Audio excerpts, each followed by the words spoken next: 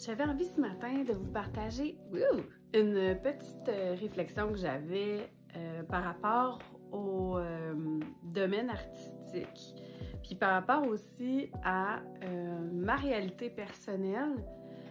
Dans le fond, moi, je me suis lancée comme artiste peintre en 2016. Officiellement, là, j'ai commencé à faire des symposiums, j'ai ouvert ma page Facebook, tout a déboulé en 2016.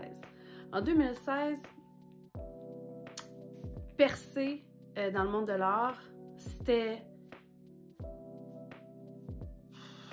je peux pas dire facile, mais il y avait beaucoup de possibilités, disons-le comme ça, de par les réseaux sociaux, c'était comme vraiment, il y avait une belle émergence, il y avait une belle ouverture. Je sentais que ça coulait.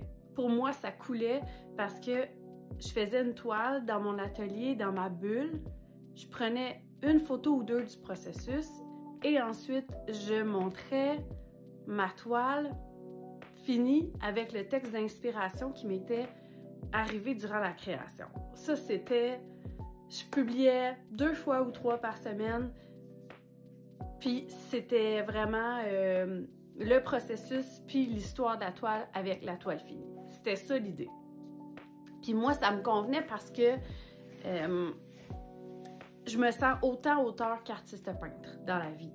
Parce que les mots, pour moi, ça vient vraiment avec le processus de création de mes toiles. Ça a tellement changé depuis 10 ans. J'en reviens pas, honnêtement, là, c'est comme je réalise ces temps-ci, dans le temps, on peut dire ça, il y a 10 ans, 9 ans, mettons, j'avais pas besoin de filmer tout ce que je faisais. J'avais pas besoin de faire des montages vidéo de ma réalité d'artiste. C'était pas ça. Il y avait pas d'exigence, il y avait pas, premièrement, l'intelligence artificielle. TikTok était pas, en tout cas, était pas à la mode pour tout le monde. C'était vraiment une autre affaire. Les Reels, c'était pas ça du tout. Il y a comme l'avènement des vidéos qui est arrivé, puis ça l'a vraiment changé un peu la façon de travailler des artistes. Il y a eu plein de choses depuis 10 ans, mettons.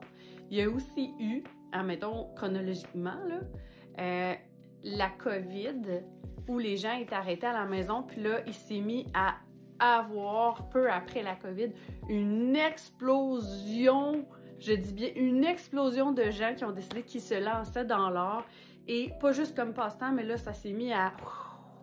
De façon professionnelle, les gens ont voulu aller montrer leur travail, aller vendre leurs œuvres. En même temps que ça, il y a eu j'appelle les gourous des artistes là, qui vendent des formations puis qui vendent du rêve aux gens en leur disant « Oui, vous pouvez devenir artiste, c'est juste une question de mindset, puis que tout est possible, puis tout le monde peut devenir artiste, puis genre le guide complet, comment percer. » Tu sais, je veux dire, je suis pas dans le jugement, je suis dans l'observation en ce moment, OK? Mais ça a vraiment fait une explosion.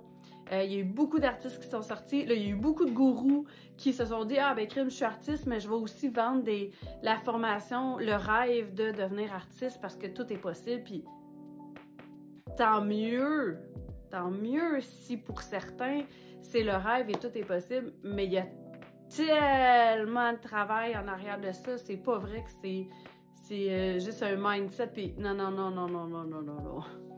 Il y a tellement de travail en arrière de ça. Mais bref, ça va être vraiment une longue vidéo, là. Fait que bref, il y a eu la COVID, il y a eu les gourous du rêve, les vendeurs de rêve. Puis là, tout le monde s'est mis... Écoute, j'ai vu ça sur les réseaux sociaux là, depuis 10 ans. Là, le nombre d'artistes, ça a fait fois 100, fois 1000, fois... Il y en a partout. La preuve, c'est que les symposiums, ils reçoivent des dossiers comme jamais. Fait que, tu sais, il y a vraiment beaucoup plus d'artistes. Puis en même temps, TikTok arrive, les Reels arrivent, puis tout ça. Puis là,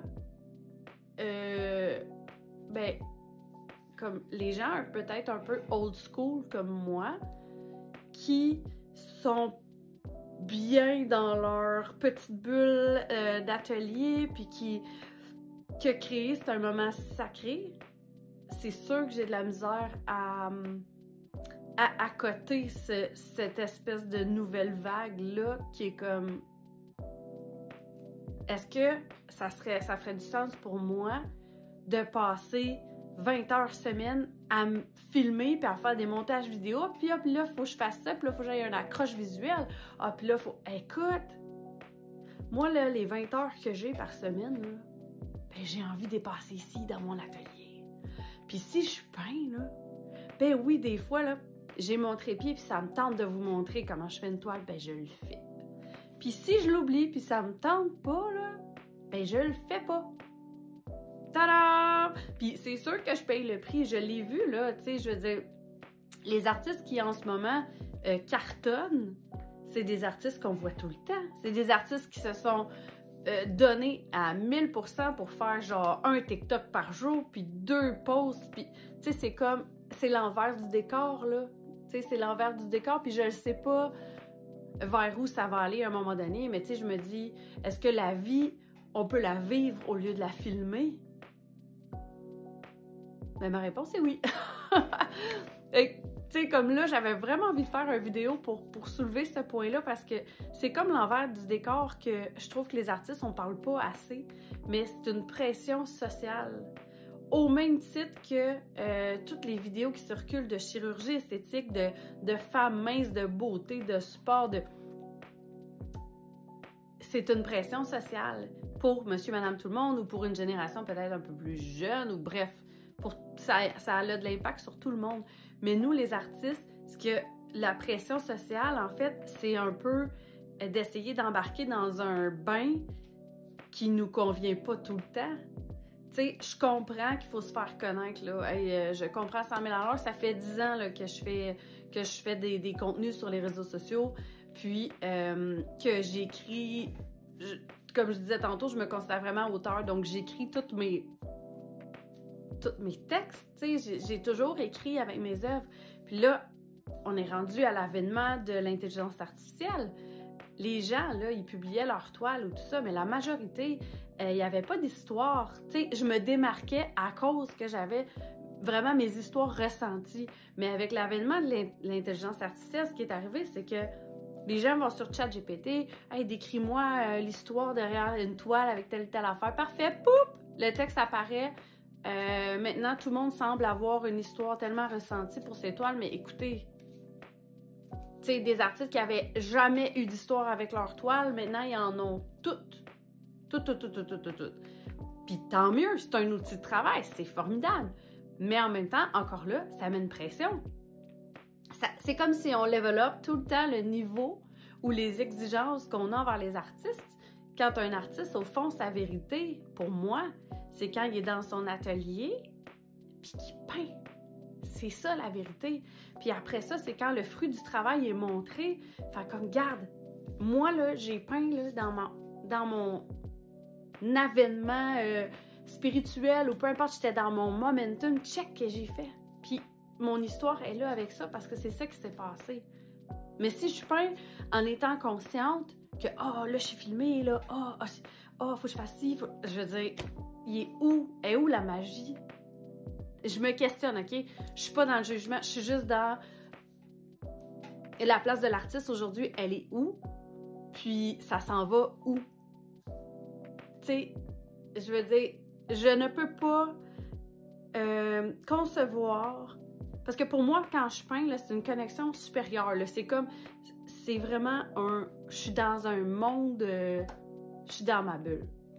Et je peux pas concevoir qu'un artiste qui peint avec toute son âme soit capable de faire 40 petits clips vidéo pour faire du montage tout en étant dans son momentum. Je peux pas le concevoir. J'ai beaucoup de misère, puis je me dis peut-être quelle est la solution, puis vers quoi on s'en va comme artiste. Est-ce qu'on continue de toujours se mettre encore plus de pression avec ça, ou je continue à faire comme je fais toujours, puis j'écris mes textes avec mes œuvres, puis vous appréciez, même si Facebook et Instagram et tout ça, l'algorithme n'aime pas ça, puis me met pas sur devant de la scène comme avant. Voilà, c'était ma réflexion ce matin en prenant mon petit café dans l'atelier. Vous me direz ce que vous en pensez.